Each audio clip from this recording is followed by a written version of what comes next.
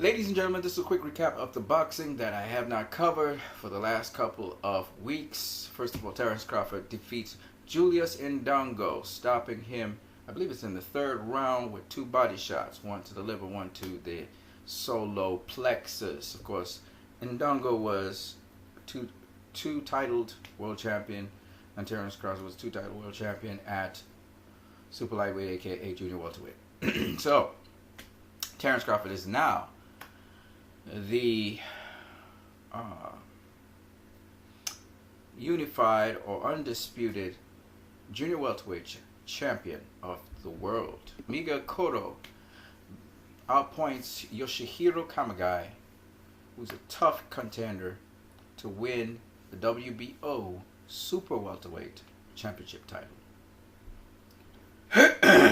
Of course, we just recently had Floyd Mayweather versus Conor McGregor, which is a well-known pay-per-view buy. Probably broke all pay-per-view sales. Once again, and Floyd Mayweather, of course, TKOs Conor McGregor in the 10th round. Now, I want to give kudos to Conor McGregor on his boxing early on in the fight, seeing he's just a debutant. He did exceedingly well for a debutant. And it reminds me a little bit about, these are not absolutely fair comparisons, but Jeff Horn versus Manny Pacquiao, and also Joe Smith Jr. versus Bernard Hopkins. With Joe Smith Jr. versus Bernard Hopkins, Joe Smith Jr. was a part-time boxer, did construction, as well as he had participated. He had a little bit of boxing experience, had knocked out some other guys. His most recent bout before Bernard Hopkins was against a tough contender who had actually beaten Julio Cesar Chavez Jr. It knocked him out, and also had put up a good fight against Adonis Stevenson. And Joe Smith Jr. knocked him out. And then he came and faced Bernard Hopkins, told everyone he was going to stop him, and he knocked the dude out the ring, okay?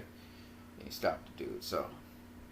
Alright, and it reminds me also of Jeff Horn, because Jeff Horn was a part-time boxer as well. He was a school teacher by day, mostly, part-time boxer in the night, and also he didn't really have a lot of amateur or pro experience, and he pulled off the unexpected and beat Manny Pacquiao. So when Floyd Mayweather faced off against Conor McGregor, we had these precedents where older fighters were getting beaten by younger fighters, something that probably wouldn't have happened if they were younger. Right? Bernard Hopkins was 50 years old, Manny Pacquiao was like 39 years old, so you know, it is what it is.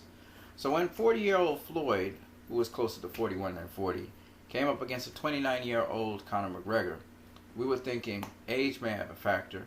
Conor McGregor was the bigger guy, he was the taller guy, he was the rangier guy, and he brought with him a wealth of MMA experience, which means that he could be sort of unpredictable. We weren't sure what he was going to do in the ring when he came up against Floyd. And he did have a game plan, and he was poised for a debutante.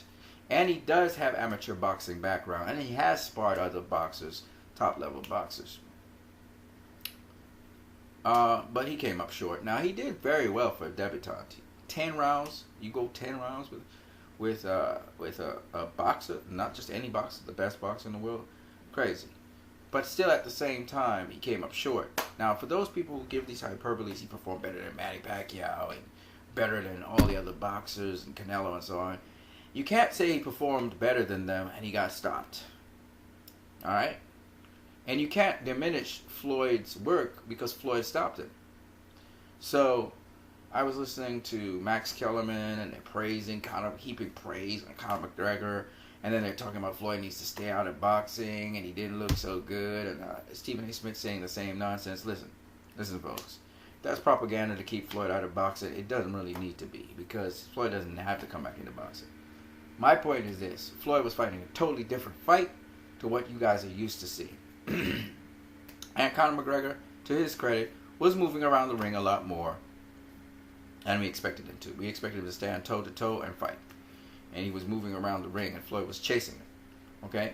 Paulie talking about Floyd cutting off the ring doesn't make any sense to me, seeing that Floyd was effective going to Conor's left, his right, and then popping off that lead right, or just basically launching his offense from an angle. Okay? Which is what Terence Crawford did also to negate the taller, rangier fighter in Julius Indongo. Okay?